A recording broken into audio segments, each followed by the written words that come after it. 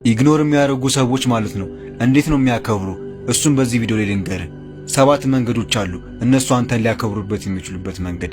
አንደኛው እነሱን መለመንም ሆነ መማጸንህን አቁም። እነሱ የማይፈልጉ ከሆነ እነሱ የሚንቁ ከሆነ ማለት ነው ራስን የምታስከብርበት መንገድ ቢኖር ማለት ነው እነሱን ኢግኖር በማድረግ ነው። እነሱን ባለማውራት ነው። ከነሱ ጋር ስትሆን ዝምታን በመጠቀም ነው። እነሱን በፍጹም እንዳትለምናቸው፣ ያኔ ክብርህ ይጨምራል። ሁለተኛው እንዲናፍቁ አድርጋቸው። ሁሌም ኢግኖር የሚያደርጉ ሰዎች ማለት ነው አንተ ጋር አንድ የሚፈልጉት ስሜት አለ። ያን ስሜት የምትነሳቸው ከሆነ ማለት ነው አንተን ይናፍቁሃል። ያኔ ራስህን ታስከብራለህ። ኢግኖር የሚያደርጉ ሰዎችና እነዛ ሰዎች ለአንተ ያላቸው ስሜት ይጨምራል። አንተንም ድጋሚ ማክበር ይጀምራሉ።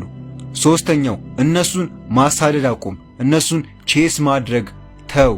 ኢግኖር የሚያደርጉ አንተን የሚያጣጥሉ ለዛ ነው አብዛኛው ሰዎች ማለት ነው የማይፈልጓቸው ሰዎች ሲደውሉላቸው፣ ቴክስት ያደርጉላቸው፣ ሲያዋራቸው ስለማይወዱ አንተም እነሱን ቼስ ማድረግን ወይ ደግሞ እነሱ ጋር መቅረብን አቁም። ራስን ማስከበር ከፈለክና እነዛ ሰዎች አንተን ኢግኖር ማድረግ እንዲያቆሙ ከፈለክ። አምስተኛው ስሜትህን ተቆጣጠረው።